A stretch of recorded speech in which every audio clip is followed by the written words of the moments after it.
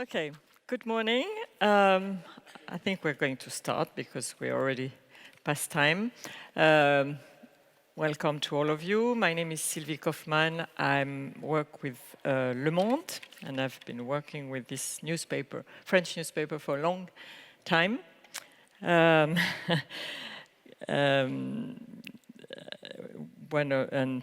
I started working for Le Monde in Moscow, and one of the trips I did when I was posted in Moscow was to Estonia in the late 80s, and I can tell you that this is a very, very different place now, fortunately. So I'm very happy to be here to moderate this panel on populism, which is a very actual topic. We'll have a lot to hear about this. And I must say I've lived long enough to know that the French are not necessarily the more popular people in Europe, but there was one day where I felt very popular. That was the day after, that was May 8th, the day after Emmanuel Macron was elected, when a lot of my friends around Europe and even beyond Europe called me or emailed me to congratulate me as if I was the architect of that victory, but I could sense the feeling of relief all over the place, and this sense of victory for everybody beyond France, not only because Macron had defeated Marine Le Pen, but also because we had the feeling that after Austria, after the Dutch vote, France finally had succeeded in pushing back this wave of electoral insurrections in 2016, and the rise of extremism and populism. Now, is this so true 6 months on? I see the Dutch government finally is on the verge of being formed. I think I read yesterday that Mark Rutte, the Prime Minister, managed to form his coalition after 207 days, I think. It's a four-party coalition, but there are still 63 seats in the parliament out of 150, which are occupied by force parties hostile to European Union. We have an Austrian vote very soon. We have in the Czech Republic also somebody whom I told will make Donald Trump look like an altar boy. That's Babiš. Who may become prime minister. We have another peculiar situation in Poland and Hungary. So it looks like we're not completely out of the woods yet, and this is the subject which is going to keep us busy today. How do we deal with this very powerful dynamic, which has not completely gone away. So to discuss this morning, we have really an excellent panel. We first have Mudde, who is a professor at the University of Georgia and is our world expert on populism. We have Stefan, Lehne, who is a visiting scholar at Carnegie Europe. He's based in Brussels, and an EU expert also in his previous positions at the Austrian Foreign Ministry and Secretary of the Council of the European Union. We have Piotr Buras, who came from Warsaw, where he is the head of the Warsaw office of the European Council on Foreign Relations. And last but not least, we have Marju Lauristin, who is a member for Estonia of the European Parliament, and who was who had a very important role in bringing this country to independence some time ago. So I will ask each of you to talk for 10 minutes maximum, and then we'll go for questions and discussions. So The floor is yours. Thank you very much, Sylvie, for the introduction, and organizers for the invitation. I'm just going to do a whirlwind tour of populism in 10 minutes. Focus particularly on this year, which so far has been pretty bipolar. And so last year was the year that populism won everything, and that even the Americans took note of the rise of populism. And when we went into 2017, the whole narrative was that 2017 was going to be this struggle between an emboldened populism and an embattled status quo. Overall, this is the idea that populism was going to win it. And it turned out that this wasn't the case in the Dutch election, it wasn't the case in the French election. And then, as it goes often in the media, there are only two sides. And so either populism wins or it's dead. And so it was dead, and my career was pretty much over. But then the AFD pretty much saved me again. And now we're kind of confused whether populism is still on the rise and winning, or whether it's dead. And what is important to remember is that the initial narrative of 2017 was always inflated. There wasn't in any discussion in the Netherlands ever a scenario in which Geert Wilders was going to be the prime minister. I have never seen a poll that was serious that thought or that showed that Marine Le Pen was going to win the presidency. And Merkel was never seriously embattled by the AFD. And so perspective is pretty important, because if you take all of those things out, and the big narrative and the inflated expectations, then by and large, populism is still more successful today than it's ever been before. Now, when we talk about populism, it's important that we mostly speak about what until a few years ago was primarily called radical right. The reason that we actually talk about populism rather than radical right or populist radical right is because with the Great Recession, there were two big protest parties coming up that weren't on the right, and we needed a term to encapsulate them too, which were, of course, Syriza in Greece and Podemos in Spain. But despite all the optimistic and hopeful op-eds written in The Guardian, left-wing populism did not really take off. And so today, when we talk about populism, increasingly we again talk specifically about radical right populism. And even though I write a lot about populism, I actually think that we should more often speak about radical right than about populism specifically.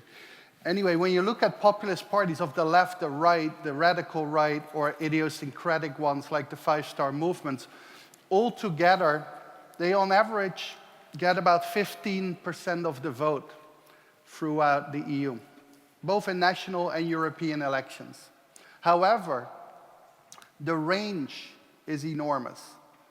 In a country like Hungary, the majority of voters vote for populist parties, be it either Fidesz, which is the government party, or Jobbik, which is the opposition party.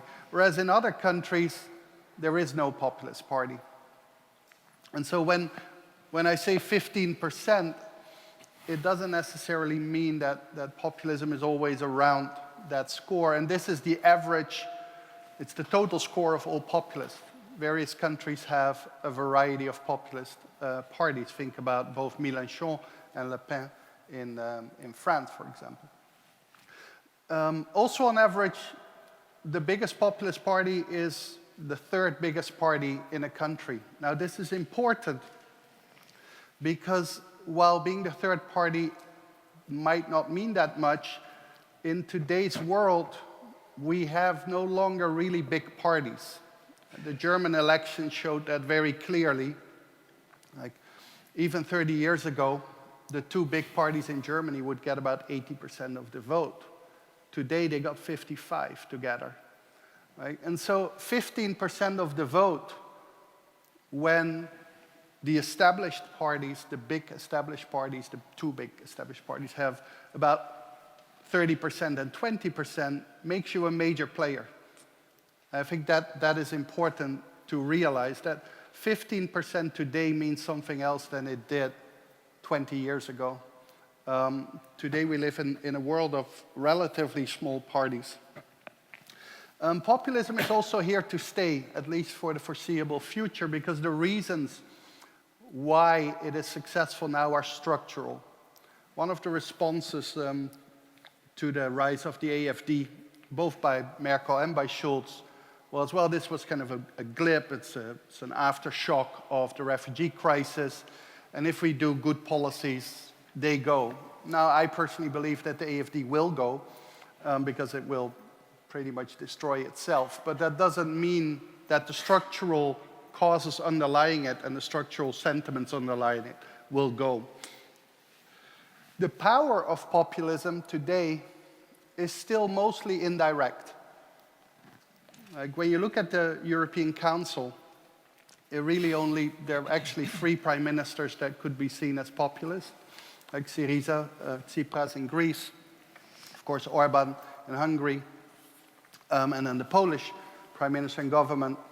But they don't work together, and that's important to remember. Populism is a very broad concept and is not the primary association for these parties. On top of that, despite the fact that I believe that Viktor Orban has become the most important voice of the radical right and radical right populism in Europe today, within the EU, he largely functions as a very loyal EPP voter.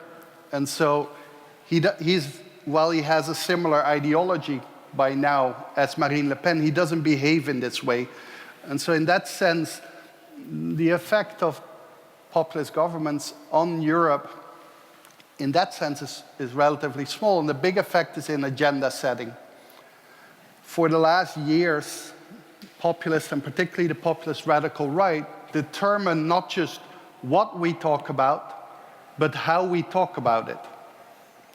So they don't only decide that we talk about the European Union or that we talk about immigration, but they determine that we talk about immigration as a problem. And then we are all starting to have a debate about how we can best manage that problem. We no longer talk about whether it actually is a problem or not. And of course, this power is given to them. This power is given to them by the mainstream parties. They decide to follow the lead. And I think that is important. It's important to remember that the power is still in the hands of what we call the democratic parties. And as a consequence, I think we should hold them responsible much more than the populists. We externalize guilt in that sense. And so finally, my point, in which I want to, by and large, agree and support what Brigitte Lefan said yesterday. I think that we externalize the threats to liberal democracy. We externalize populism, which we, by and large, use increasingly as the wrong synonym for nativism, for xenophobic nationalism. And we focus on the threat that comes from outside. Marine Le Pen, Geert Wilders. Whereas the more important threat is inside. And the most important threat, as I've tried to argue for the last 3 years without any success, is Viktor Orban. Viktor Orban has changed in 2015 from already a very conservative and authoritarian and nationalist politician into an outright populist radical right politician whose agenda and whose discourse is seriously not much different from what I've been reading since the 1980s.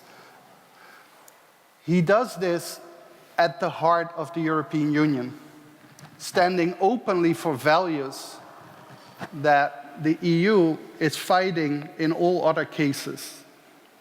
Right? And by allowing him to do this, while never cutting his funding, while never really sanctioning him, he has inspired others. He hasn't created PIS. PIS already had this type of ideology, but it has emboldened them. We had, for a very short time, a Croatian government that was very much inspired by Orban. We now will have probably an Austrian government that might not be inspired by Orban, but might also help him. For the EU to remain the community of values that it proclaims to be, it has to stand up to what is being created within it. Because if the EU doesn't really stand up against Orban, it will not be perceived as a legitimate criticizer of any of the populist radical right parties that we do acknowledge as such, because they will just say, look, you're actually not against our policies. The reason why you criticize us is because we're not part of your little clique. Thank you very much. Thank you very much, Cas, for this very useful overview of the state of populism in Europe. Stefan, you also have your overview of populism in Europe, but just I can't let you start without asking you what's going to happen in Austria. Sure. I'll come to that. I don't know even 1% of what Cas knows about populism, but I know quite a bit about the EU because I've worked on this subject for the past 25 years, so I'll focus very much on the EU, but also I say something about Austria. Now, if you look at the EU institutions at the moment, you might well say, where's the problem? Because wherever you look in the European Council, in the Commission, in the European Parliament, it's basically center left and center right with a sprinkling of liberals. Of course, the populists gained voting shares. They have about 25% of the members of the European Parliament, populist parliamentarians. They entered a number of governments, but usually in a junior position in the coalition. So altogether, the old establishment is firmly in charge in the EU for the moment. But still, you have this sense of vulnerability, this sense of fear almost. And I'd like to analyze very quickly what the basis of this fear is. The first one is clearly sort of a fundamental ideological incompatibility between the EU and the populists. The EU is transnational in nature. It has supranational institutions. It is in its DNA is a liberalizing agenda, and it's firmly committed to the rule of law. Most populist parties, for them, the beginning and the end is the nation state. They want to take back control to the nation state. They reject usually transnational arrangements, so whether they're from the left or the right, whether they attack the EU for imposing austerity or for not blocking migration, the EU is sort of the enemy of choice. And the EU cannot adapt. A nation, a government can become to the left, go to the left, go to the right. The EU in a way is locked in its ideological places, immovable, and therefore potentially fragile. The second point is, and Cas has pointed to that the indirect effect of the populist parties is much more powerful than the actual voting share. The clearest example is UKIP, which had, I think, one member of parliament, and without UKIP, there would never have been a Brexit referendum. I think the Netherlands is another case in point. Wilders has lost the elections, but the price for that was that Mr. Rutte on the migration issue went far to the right. I think altogether, over the last few years, you have had a tendency in many European governments to a nation-first type of approach, very restrictive approach on migration, and a growing EU skepticism. Now, you will say Macron has been elected and everything is different now. But for me, the big question is Macron sort of a singularity? Is it something that is a specific constellation of forces and outcome?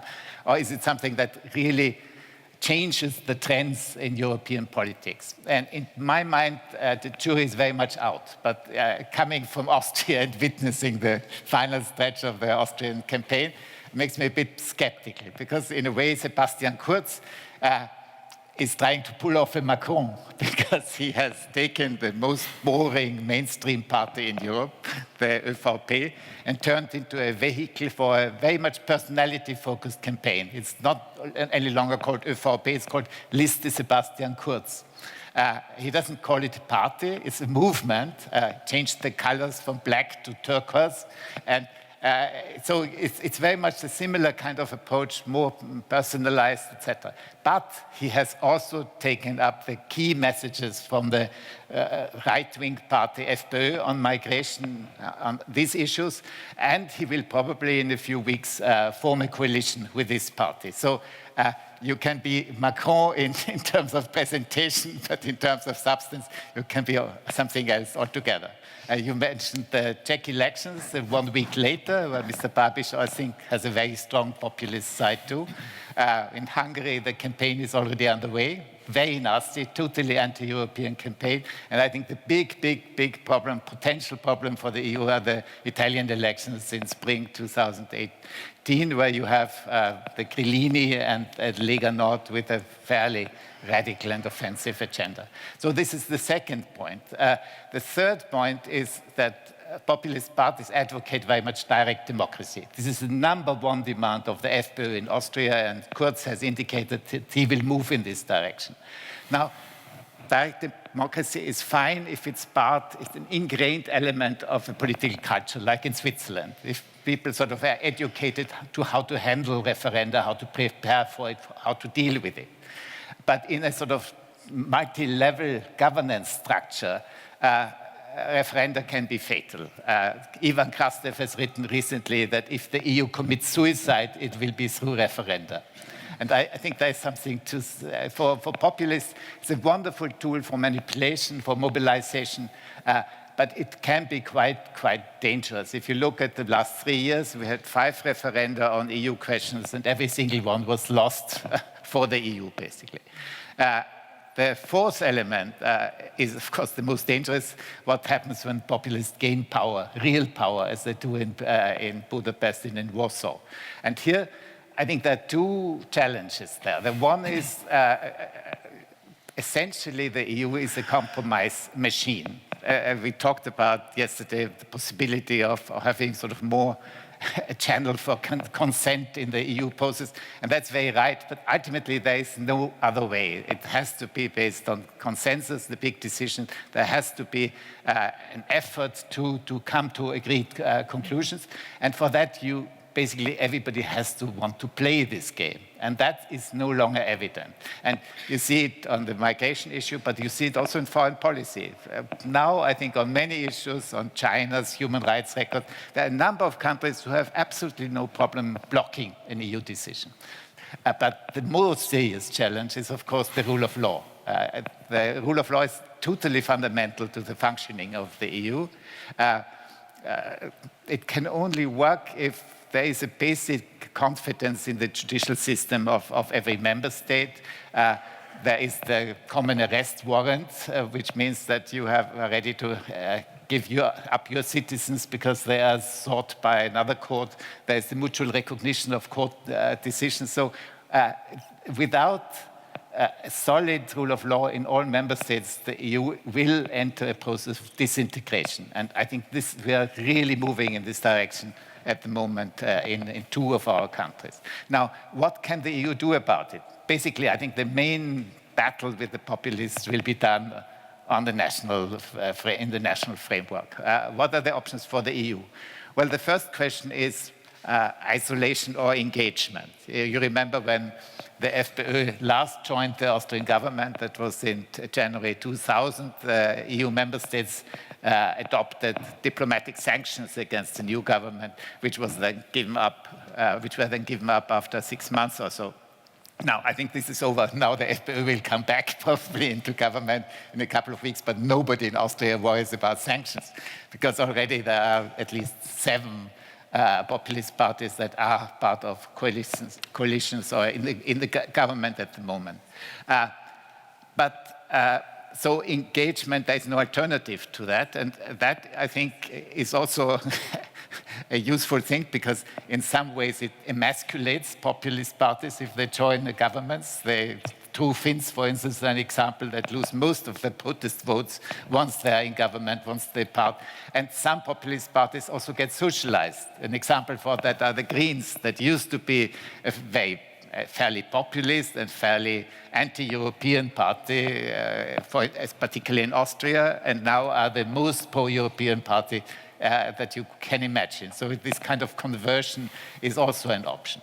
The second point is fight for the rule of law. And here the problem is that the EU instruments are incomplete and quite weak. You have the infringement procedures at the European Court, which is too narrow, too focused, doesn't really catch the cumulative effect of violations of the human law. And you have Article 7, which is much too blunt and extremely difficult to use.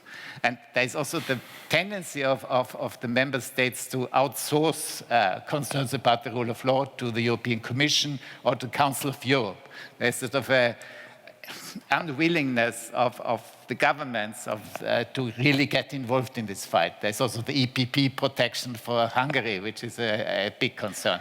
But I think people need to be aware this is a fundamental existential threat to the EU and has to be taken much more seriously. The third element, I'll just mention it, is a huge topic. We've discussed it yesterday, the Europe that protects. I think the liberalization agenda is not complete. It has to go on, but at the same time has to be complemented by taking the concerns of the potential voters of populist parties more seriously. This means managing migration responsibly. This means dealing with the social problems. Personally, I'm a big fan of a European unemployment insurance scheme, but that might be quite difficult. But also fighting corruption, fighting tax abuse are important issues in these concerns. And finally, a very important element, difficult, is to open up somehow the decision-making process. I think there are, through the internet, there are ways of deliberative democracy about EU decisions. And I think if we can manage that people have voice and have the impression that they are heard, that they are part of the decision-making process, they are much less likely to listen to populist demagogues. Thank you very much. Thank you very much. Now we're for also suggesting some concrete measures. Piotr, you come from that part of Europe, which we've mentioned, where populism is not only alive and kicking, but governing. So can you try to explain to us why? How did this come about? Yes, I thank you, Sylvie. I would try to stand up to this expectation as a representative of Central Eastern Europe and shed some light on the peculiarities of the Central Eastern European populism. Of course, this is we in our part of Europe perceive it sometimes as unfair, this preoccupation with the Central Eastern European populism by West Europeans, as Western Europe also deals with, as we have just heard, very serious, while sometimes exaggerated problems of populism. But I think it is not to deny that we have in Central Eastern Europe a specific problem with populism. I don't know if it is bigger or smaller than in Western Europe, but it's somewhat different. And I'm not going to talk about Kaczynski and Orban and analyze their policies because I think they are widely known. But I would like to talk for a few minutes about the structure of the political competition in our part of Europe, which is, I think, gives a certain or can provide some better understanding of why we are facing a specific problem with populism in Central Eastern Europe. And what I mean with this specific problem is actually this. We have just heard from Mudde about Western Europe and about the problem of a dwindling center, political center of West European societies. That the big Volksparteien in Germany or France and other parties are losing support, that the populists are questioning their dominance, and the center is dwindling, is crumbling, is under stress. But I think the difference in Central Eastern Europe is that we do not have this kind of political center in our societies, in politics, but also in the society. And the picture, the nominated picture of politics in Central Eastern Europe is not the one of dwindling political center, but it's rather of a competition between the liberals and the populists for dominance. And it's very often that if you look at Poland, if you look at Hungary, and if you look at the Czech Republic, if you look at Slovakia as well to some extent, that if the liberals are defeated, the populists won. So this is the very particular feature of Central Eastern Europe, which requires some explanation. And this is the problem that we today, in fact, we have in at least in 2 countries, populist majorities in the populists in the government. So why is it so? And what is the explanation for this? For this somewhat different picture of politics in our part of Europe. And I think 2 explanations which are which you come across very often are the communist legacy and immigration. And I think, of course, both of them are, immigration meaning the refugee crisis in the last 2 years.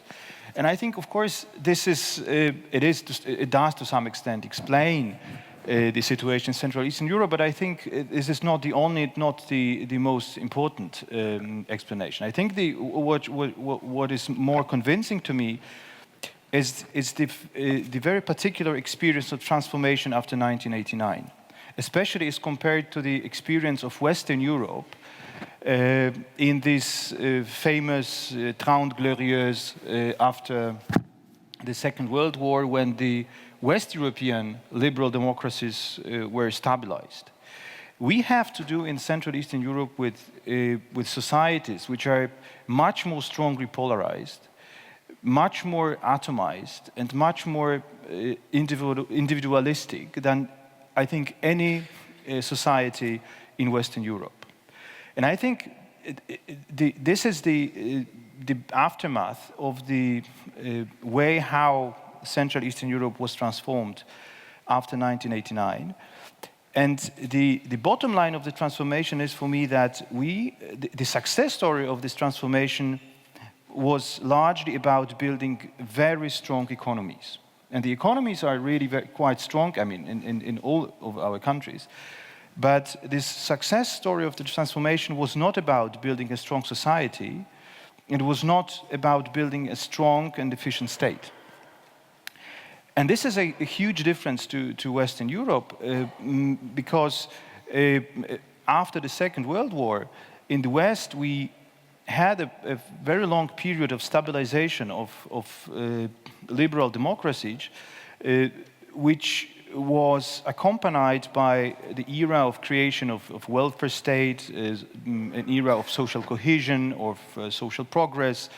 The social tensions rather got eased for quite a number of years, and this promise of fairness in the societies was quite strong. And as Tony Judd put it, that was a social democratic era.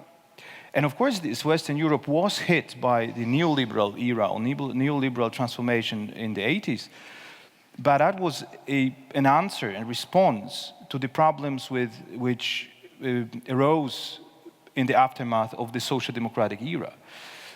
That was an answer, that was a correction in a way. In Central Eastern Europe, it was a completely different path. We entered this neoliberal transformation in the 90s immediately after the breakdown of communism, and there was no time and no possibility to build up, as I said before, instruments or structures which would promote more social cohesion, more inclusive societies, and societies which would provide a basis for a society which is built on mutual trust and social capital. I think the weakness of the social capital in Central Eastern Europe is probably one of the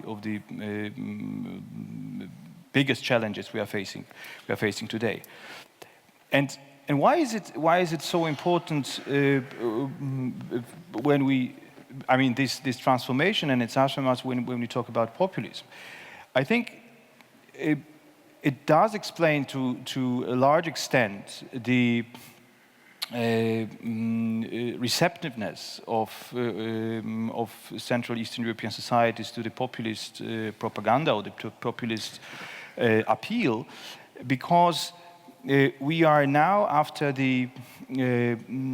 25 years of social economic transformation, entering a period where these individualized societies, atomized societies, are more and more longing for some more kind of community, or Pavel was talking yesterday about identity, but I think this community thinking was not present in Central Eastern Europe for a very long period of time, and now at least a part of the society facing the implications of individualization, globalization, also Europeanization and European integration, they have the feeling that the stronger anchoring in something, a stronger community, is something they need. They are receptive to arguments which deliver this kind of perspective. And the problem is that the liberals in Central Eastern Europe has failed on that front completely. I mean, the liberals are in general not very good in terms of thinking, or at thinking in terms of community. They are much better at stressing the values or the relevance of individual rights, and the community is not something which they are very much interested in. But I think now the time has come for community and identity, and the problem is that Orban and Kaczynski has managed to exploit this this longing or this need in an extremely extremely efficient way. And they offered a certain sense of belonging, a certain sense of identity, community, which is of course completely backward, which is based on our national conservative traditions, and I think it's devastating to the idea of community based on citizenship, basically. But this is after the failure of, failure, maybe failure is a too strong a word, but after the end of this liberal era, it is again at the moment the only game in town. Neoliberalism was the only game in town in the 90s. Now Kaczynski's offer is basically the only thing which lies on the table in Poland. And so for me, to bring it to the end, I think for me the question is how the liberals can come up in Central Eastern Europe with an alternative idea of community, and an alternative idea of community which would be based on the idea of citizenship and not of nationalism and conservatism and religiosity. And I think it is a huge challenge because of the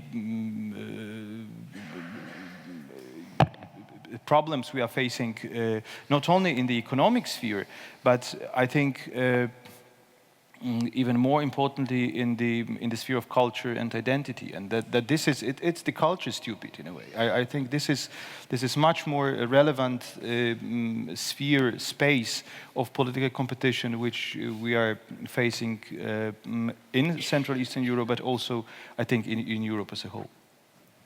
Thank you very much, Piotr. This is very interesting. Just one question before I give the floor to Marju, following up on your on what you said about this sense of community which was not present during the communist era. What about the Catholic Church in Poland? I thought it was supposed to feel this, to do this. I think the Catholic Church did play this role under the communism, but it failed to offer this sense of community over the last quarter of century. I think it's no longer this so kind of... So after the fall of communism, it failed, yeah. Mm-hmm. Thank you. So Marju, a sociologist, so I guess you also have your own perspective on this. Thank you very much. I think that really to understand why in very, very different societies, starting from Poland, I will not say that Poland is East-Western Europe. Poland is a very specific country, and Poland is not very much even similar to Hungary. So I very much warn to make this kind of generalization. West Europe, East Europe, because it's like Lev Tolstoy was saying, you know, that all happy families are similar, and every unhappy family is different. So that as we have now the common unhappiness concerning this rise of populism and threat from this radical right or radical left and so on, then it is in some sense the European family suffering from this threat. But at the same time, inside that, we see that in each country there are own root causes. And for me as a sociologist, it's obvious that when we have in such a different settings something emerging which is quite similar, then there should be some systemic causes, some systemic reasons for that. And I very much appreciate the start of our conversation from you. You mentioned about the big narrative. I suppose one of the things what really have in common all is that we are now living in times where at first it was said with some kind of relief, oh, that's end of big narratives. We are all happy, end of big narratives, not any more ideologies. And now we say, oh, we need new narrative. We need new community. Where is big narrative? Where is new narrative? And nobody's offering that. And then coming this extreme populist, and what they offer not new narratives, they offer old narratives. But in this new setting, it sounds like it's something very new and needed. And I suppose that that's the first thing, to free ourselves from this kind of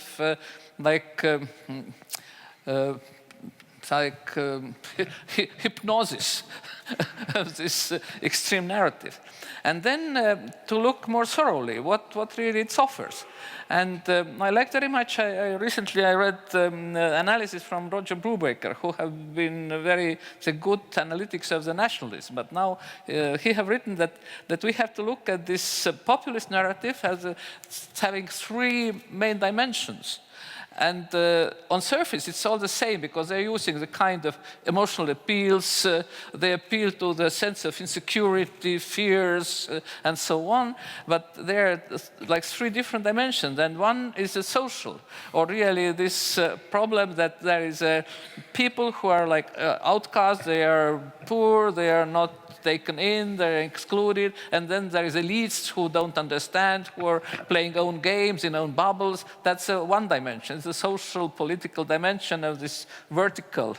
And we see how in Europe, for example, it is really becoming also a problem of how European Union is something very far away from people. They're somewhere there in Brussels, they don't know about real life and so on. And that's in every country the same. Then there is other dimension, which is very important, not only for so-called new members, but we see the same in old members. It's a problem of give our country back. What was in Brexit? Give our country back. And then Trump is saying also, I give America back. And then this kind of the loss of national, say, national space. The longing for having own national space where you feel that you're secure, you know people, you know community, you are not invaded by strangers, you can manage, you're at home. And then the third one is what he says, it's a new thing, it's civilizational. It's in this kind of, say, high-level liberal countries like Holland, where there is this anti-Islamic narrative saying that, oh, we have this European nice civilization, liberal everything, and now they are coming, they don't share our values, they are bringing us back to Middle Ages and then this kind of thing. And now what is populist rhetoric doing? They are picking up elements from all of these three dimensions, looking at the situation. And then they are turning them into something which is offering people hope that all their troubles will fade away if just they vote for these parties, because they say, we know. And I have to say that different from you, I feel that in this kind of post-communist world, not saying in the Eastern Central Europe, post-communist world, maybe we are more immune concerning this kind of the promises of the bright future, because we have seen that promises of bright future, they never work out.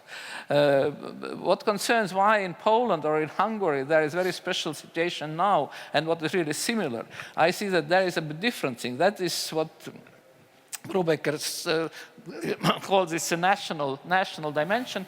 And here, being in Europe, meaning being every week in Brussels, traveling from Estonia to Brussels and back every week. So I'm like coming from the cold to the hot and then back.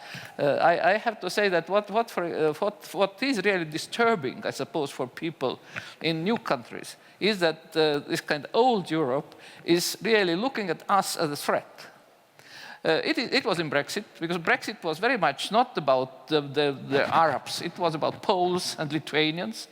It is when we speak, I listen every day, the discussion about social dumping, meaning also, oh, this coming from East, they are threatening our labor market.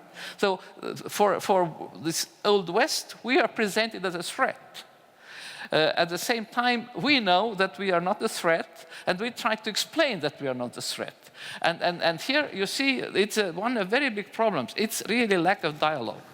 It's lack of dialogue. It's lack of, say, knowledge how to talk to each other, how to reach common values. And then again comes these old common values. Oh, we have Europe, national, and so on, 19th century.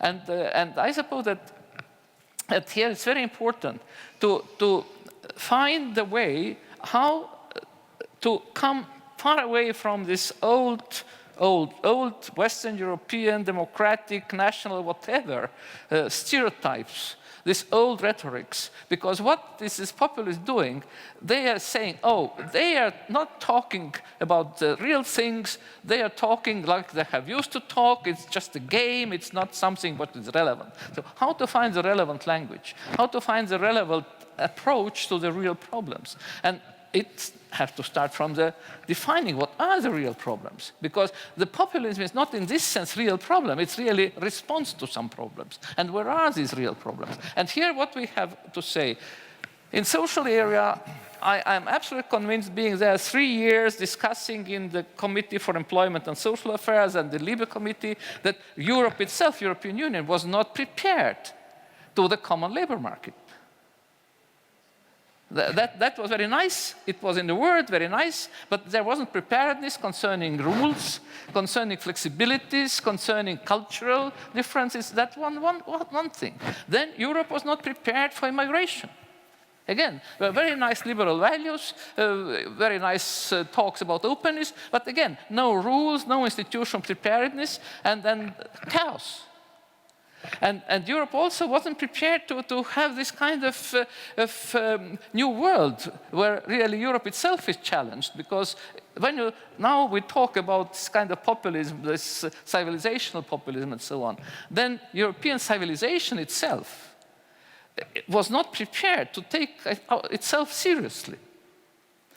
And now we see that in rush, we try to close all these gaps. And I am really very, very sorry that discussions we have in European Parliament every day are not really transmitted. I will make like it was when we were really breaking up Soviet Union, you know. We managed, because Soviet Union also was not fulfilling promises of communism, and we used that, and Soviet Union really was broken. I very much want that European Union will not be broken by this populism. But for that, I suppose it's important to have what then started.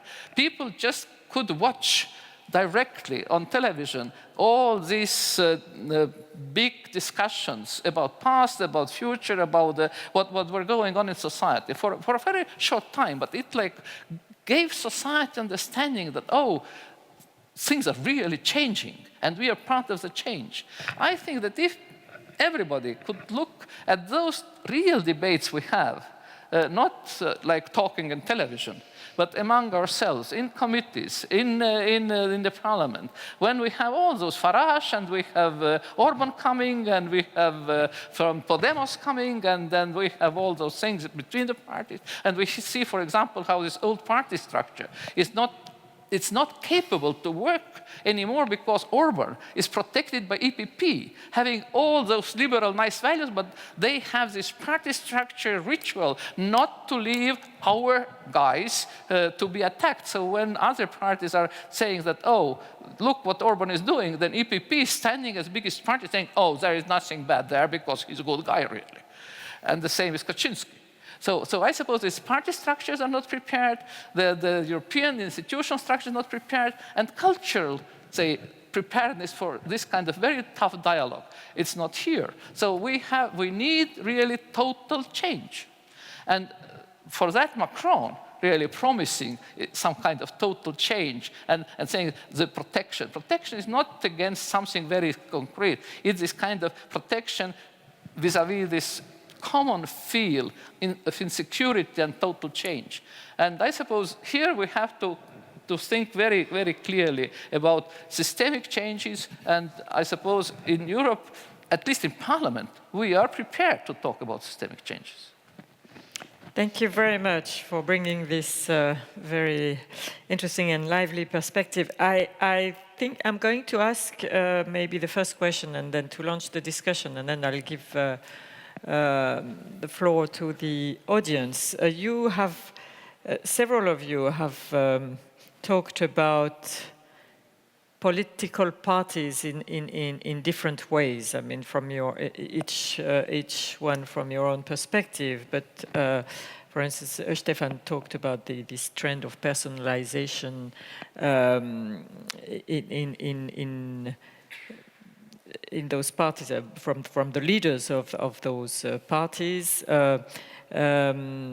Another one of you said that there was, in fact, I think it's Piotr, that in fact those populist parties in Central Europe are the only game in town, and there's no alternative from the liberals, no real alternative. And we can see how in France and in other countries, how the mainstream traditional political parties are completely collapsing. And in fact, in France, we even have now a country where, without political parties, we are functioning with movements, but the mainstream parties are trying to rebuild themselves, or and even the National Front is collapsing, and will be transformed probably, and we have this left-wing populist movement of Jean-Luc Mélenchon, which is also very personalized and not a proper political party.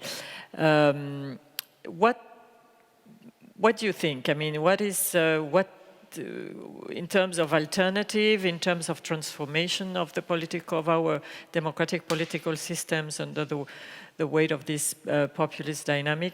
Where do you see things going? And Cass, would you like to start? Well, I think one of the major elephants in the room is the implosion of social democracy, which plays a major role in both Hungary and Poland. In Hungary, even much more, but also in Western Europe. And social democracy has imploded in two ways. First, ideologically, with like the third way, and then Neue Mitte, and then inevitably also institutionally a bit later. But I think social democratic parties are getting beatings that are pretty much unprecedented. The Netherlands, of course, being the most extreme example, but Parti Socialist as well. And what this speaks to is an issue that came back in the various stories, but is not specific to one part of Europe. And I think that is, by and large, the disappearance of ideology. Yes, we have centrism, which is the fact alone that we talk about centrism, which is not an ideology, it's a position. We have centrism of the left and the right.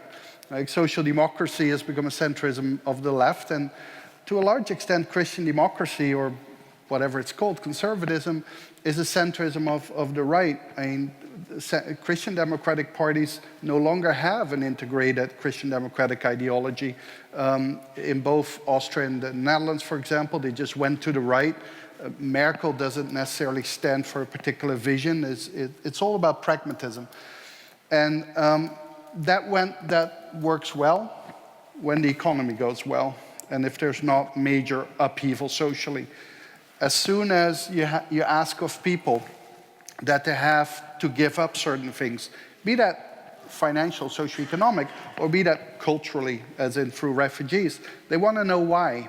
Like, they want to know why they have to do it. And the argument most of the time is, Tina, there is no alternative, right? And that's not inspiring.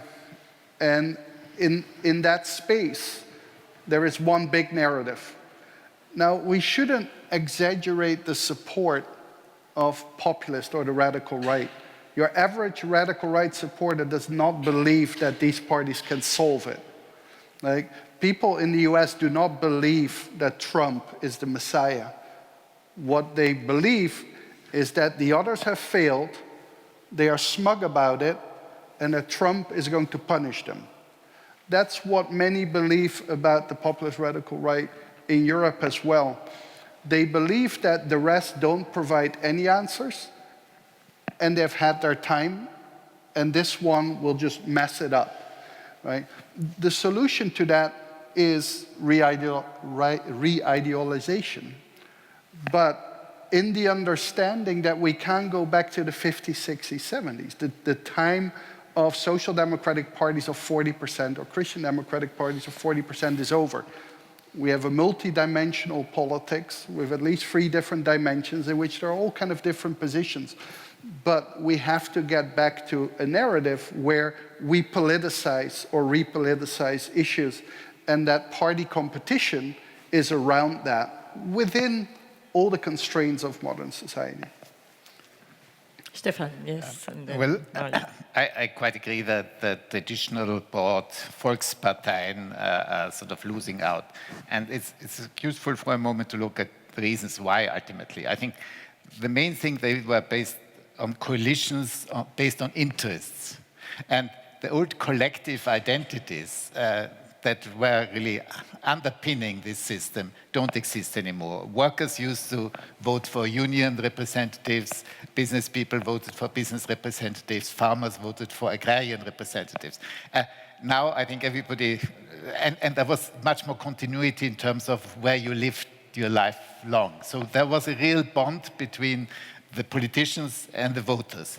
And this bond has become much more thinner in a much more mobile society where everybody is in offices, basically. So you have, I think by its very nature, these old center-left, center-right parties must lose out. And what you are seeing now, I think pretty much everywhere, is a huge trend towards personalization. Leaders will be the focus of politics pretty much everywhere. Because of the change in the media scene, we had sort of the traditional media that also belonged to, had affiliations to particular party groups. All that is gone. Now you have sort of a totally fragmented media scene with the rise of social media. The big scandal in Austria are fake Facebook pages that apparently the Socialist Party organized against Kurz. This is the big story now. So I think what you can expect is a lot more volatility. New parties coming up, people taking over established parties, vanishing again. And I think for the EU, this is quite a challenge because it was always based on this grand coalition of center-left and center-right. And it is, this old system was ideally in sync with a decision-making process based on compromise and consensus. If you have a lot more personalized politics, a lot more volatility, it will be much more difficult to manage. Yeah, definitely. Marju, yeah, and then Piotr. Looking a bit from inside, because I'm a member of Social Democratic group in Parliament, and looking also at other party groups, then I see that all these party groups, there are people from all countries. They are very diverse inside. So there is going on like in laboratories, this kind of reshuffling, seeking some kind of new ways. And when I now see what is happening, for example, when we vote or where we form coalitions, then there are certain issues where there certainly is coalition between Social Democratic Group, Greens and Liberals against EPP and very often also far right. What are these issues? These are issues where this is clear, this axis of openness and liberal values against the closeness and this kind of conservative and even nationalistic values. So this is new, really much more, say, relevant axis, because these old left-right issues, they are very strangely, in many countries, also in parliament, they are looking like there is no way to predict who will raise that and be more left. Will it be EPP? Will it be ALDE? Or will it be Social Democrats? Or will it be Podemos? For example, there are some things where even in Estonia, our so-called Liberal Party is offering more, say, money for everything, what always have been the accusation against Social Democrats. And Social Democrats say, no, we have to look, for example, at viability of this thing. So in this sense, this old left-right is not working anymore. But the new left-right is emerging. And what we see really, it is a new area what was not discussed here. It is a digital Europe. It's a digital society. And the talks about that, and we had here in Tallinn 2 weeks ago, very meaningful conference on future of work. What is going on the labor market in digital society is becoming relevant division. And that's not coming back to industrial values. And in this sense also there is a very clear populism in the left wing, in the social democracy. For example, Corbyn. Corbyn is exactly the left-wing populist. And when Corbyn was in our group, in parliament, then our group was divided inside because there were people who liked him so much. Oh, we have to return to our old values. But there was the other part, and that was majority, who said that we will not go along this left-wing populism. So in this sense, the situation is much more tricky. Mm-hmm. Maybe just a very short remark on the demise or the crisis of social democracy, because I think the crisis of the social democracy is symptomatic for this new era in many ways, because the social democracy or its electorate is split on actually most of the issues which are being exploited by the populists. So if you look at the question of immigration, of question of social policy, economic policy, you have a major split within the social democracy and within the electorate of the social democracy. And this is, of course, I'm saying that is symptomatic because it is an example of this new political cleavage or social political cleavage which is arising in Europe. That this social democracy cannot be representative of both workers and traditional workers and the new middle classes, as it used to be in the past. It has to parts of it are getting populist, like Corbyn on a number of issues, or even xenophobic when you look also in our part of Europe. And I think this new political cleavage between the globalists or on one side and the advocates of open society and or the other nativists or conservatives, this is something which will shape the political scene in the European societies more and more. And I think perhaps the Central Eastern Europe is even a laboratory of this trend. Mm-hmm. Yeah, I have to add that, for example, in the question of rule of law, for example, Poland, when we discuss the Polish issue in committee, Liebe, I'm in the Human Rights Committee, then that's obvious that EPP is protecting this Kaczynski and Orban and all those, because they don't overcome this party bubble. And that's one of the reasons why people see that, this political elite is very far away. The party bubbles are too strong. Yeah. No, this EPP issue is becoming really big, more than an elephant but in the room. Kaczynski is not EPP. No, but yeah, that's the other problem. And to be fair, SND hasn't been particularly forceful towards Smer either. Like, I mean, ALDE is like a big voice against Orban and against Kaczynski, but Verhofstadt is trying to make a deal with Beppe Grillo of the Five-Star Movement. And so, I mean, the hypocrisy is shared. Like, EPP is the worst, perhaps, but they're not unique.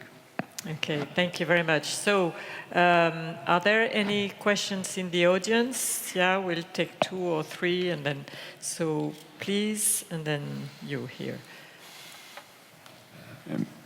Thank you. Yesterday we talked about refashion of the European Union. We talk about also repairing and rebuilding. Repairing Juncker and rebuilding Macron. Today, Marju Lauristin raised the question about total change, systematic change. I support very much this idea, but my question is now, how and who can prepare this systematic change? Because Macron, as we know, has already problems. Today, 5.5 million started a strike against him. Thank you. If I need to start to answer, because if you don't mind, we'll take a second question. Yeah, and then, better, yeah. Please. Yeah. Thank you. I have a question to Mudde. You mentioned but didn't elaborate on the structural causes of populism, whereas others did. Do you agree with their accounts? Do you see these causes to be different in Eastern and Western Europe? Maybe you can elaborate on this a little bit more in detail. Thank you. Okay. Is there any other question right now? Okay, we'll take a third one, and then we'll do another round. Actually, we have 15 minutes, so yeah. Okay, it's a general comment. I would like, perhaps Piotr or one of the others who may want, Luc van Middelaar is my name, I spoke yesterday on the panel, to come back to the refugee crisis as a crystallizer of populism. I found very stimulating what Piotr said and others about structural causes, but also Mudde spoke about Viktor Orban in the context of the year 2015, when he, in a way, came upon the European scene as a European figure. And I think it was a very specific moment because he used, I think, a mistake, if I may say so, of the political line of Merkel. And he was the only one to say it in very abhorrent, nativist, racist language, etc. But he made a very basic point, which was that the protection of external borders is part of what it is to be a responsible politician. And I think in the European Council this was shared by more than 20 leaders, even if Orban was the only one saying it, against, of course, Merkel, the Swedish government, Tsipras, and Renzi, probably. The point I'm aiming is that there have been maybe points in time where populist voices and were right. There were mistakes made, and they have used these mistakes to position themselves as legitimate forces on the political in the political arena. And the images of the refugee crisis have given a lease of life to the AfD in Germany, which was politically dead or only taking its oxygen from the Euro crisis, but then was reborn in a way on the refugee crisis. The images have fed the propaganda of the Brexiteers a few months later, and also played a role in my own country, in the Netherlands, and you mentioned Orban. So what role has this played? Well, for instance, in Poland, to give the populists anti-European forces a legitimate place on the in the political arena, and have there maybe been mistakes that have been corrected also without leaders from the center saying so? I mean, Merkel has moved, of course, very much in terms of policy in the direction of what Orban said. Not, again, I'm repeating, disclaiming, not on all his nativist, racist language, but in terms of the basic point to protect your borders. Thank you. Sorry, it's more of a general comment, but... Thank you. So we have one question about what about systematic change instead of tweaking, repairing or refashioning. One question on the structural causes and whether there are different in East and West, and this comment, which can also be a question about maybe some of those populist voices were right, and how do we accommodate their legitimate concerns that they expressed. Marju, you wanted to say something first, and then I'll give the floor. Thank you so much, and thank you for your questions.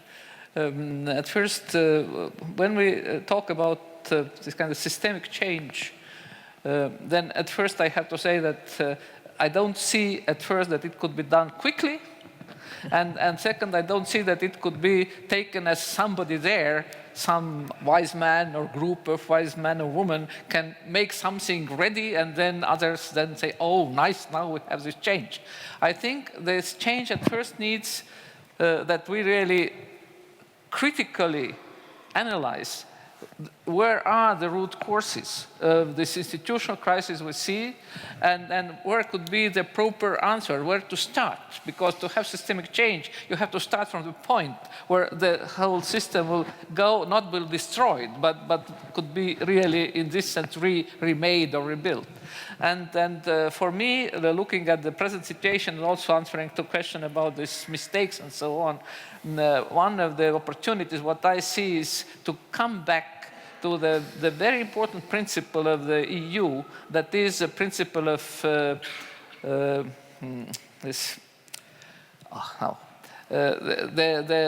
principle of having the hierarchical understanding. What could be the national or member states, say, rights and obligations vis-à-vis the European institutions, and what could be left to communities, to regions, what are there, what people themselves could do better.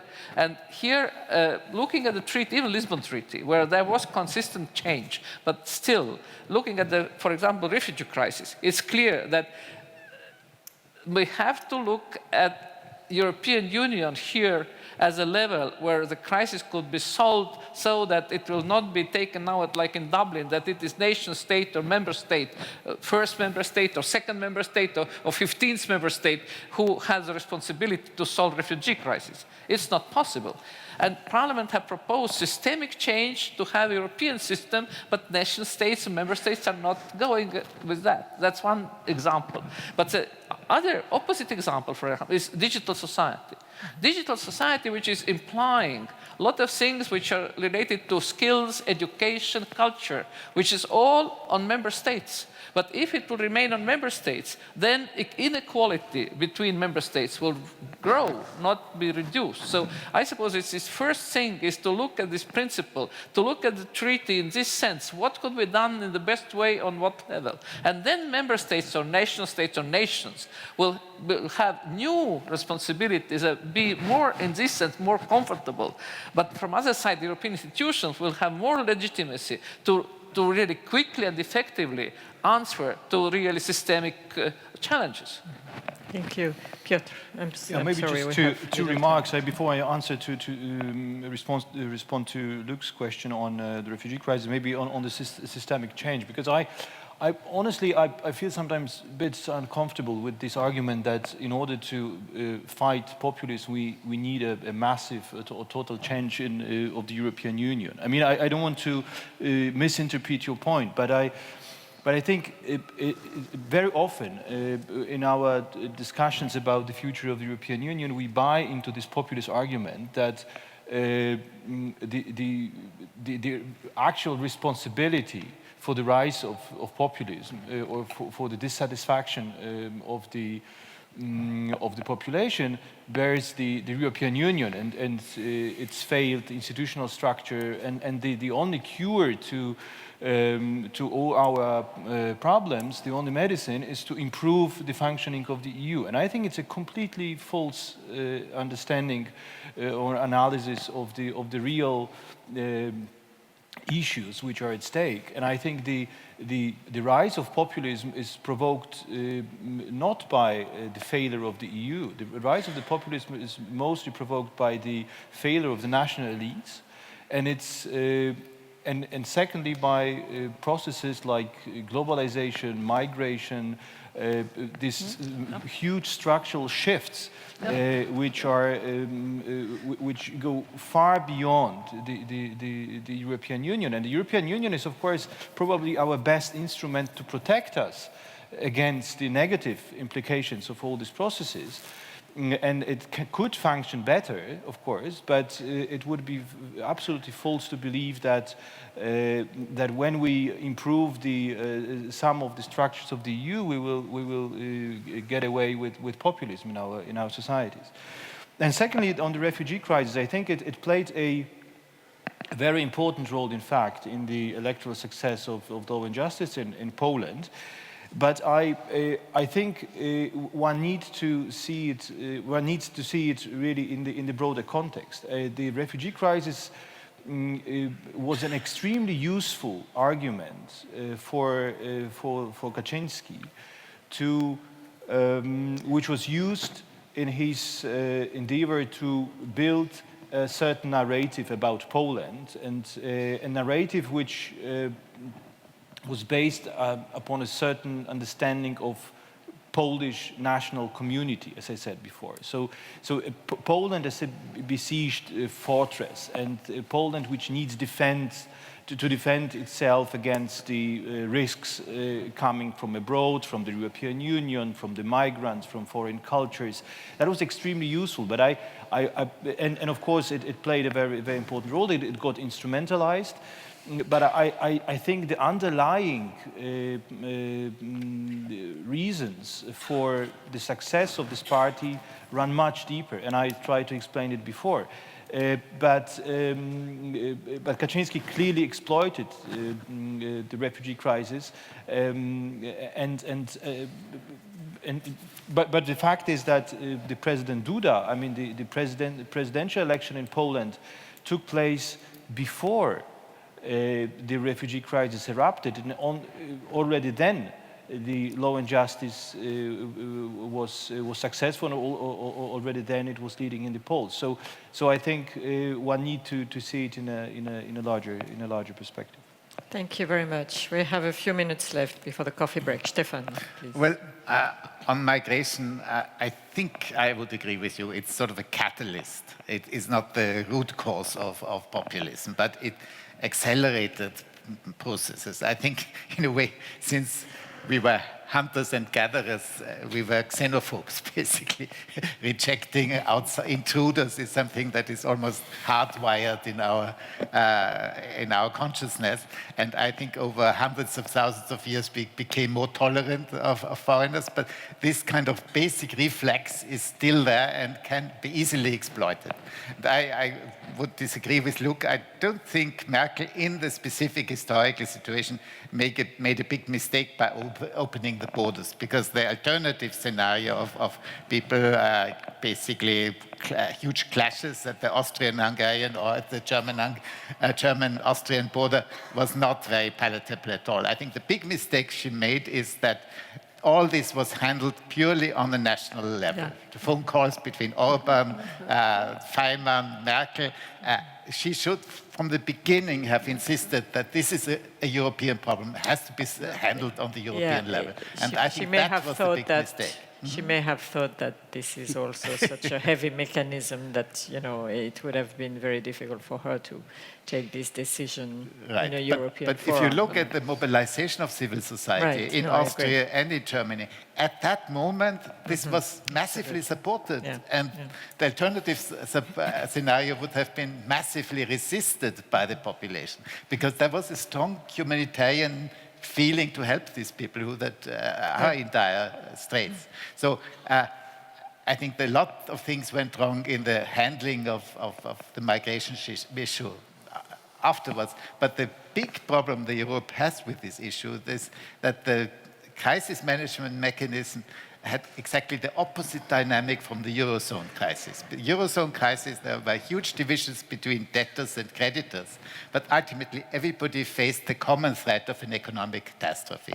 And in spite of all these divisions, people then ended up deepening the Eurozone systematically. In the refugee crisis, there was the alternative of national action, building fences, imposing limits, etc. And that, for that reason, the migration crisis is driving the EU member states apart rather than together.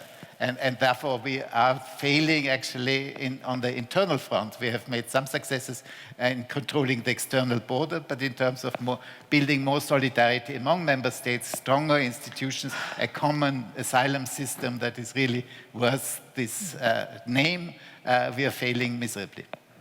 Thank you. Cass, you will be the last one. Well, I have very little time, so I can't go through all the reasons that are structural. Very simply stated, there's less space for national politics at the moment because of privatization and because of supranationalization, which by and large forces parties to implement similar policies, even though they initially stand for different things. In that sense, the European Union does play a major role. But, of course, and I agree with this, and I'm probably the most Eurosceptic person in this whole room, but the fault is not the EU, because the EU is still not much more than a collection of national governments.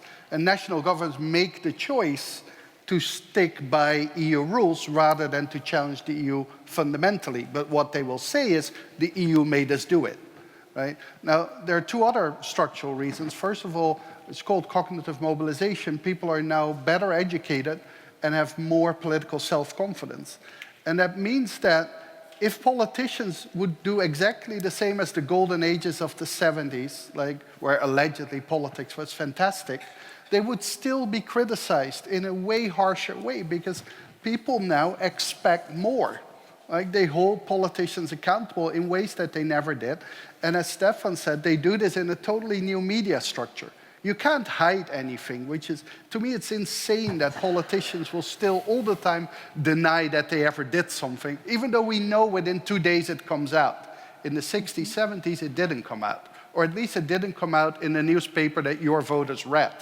Right? So this is structural. It's not going to change. And that means that politics has to change, but also that politicians have to live up to the new, like, realistic expectations, that media should have more realistic expectations, and that voters should have more realistic expectations.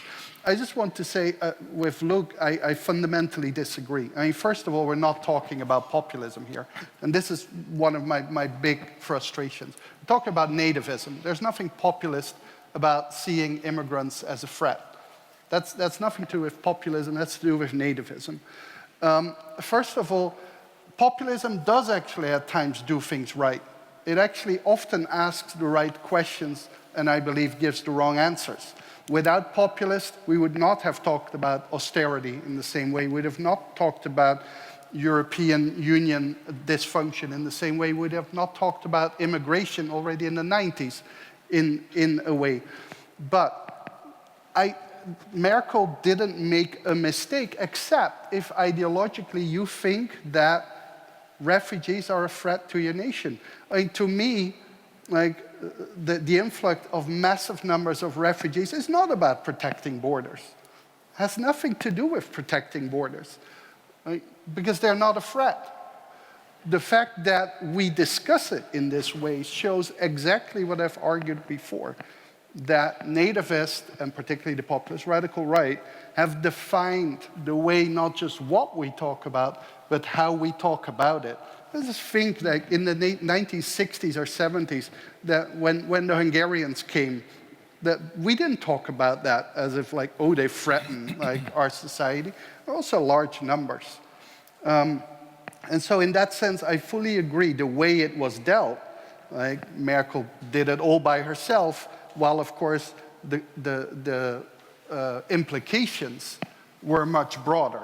And that was what set off a lot of frustration, which were then channeled almost more to the EU than specifically to Merkel and Germany, which to a certain extent was the same with the austerity crisis, which channeled all of the hatred in the south to Merkel, even though the Finns and the Dutch and various others were very happy standing behind Merkel and having her and Schäuble take the blame.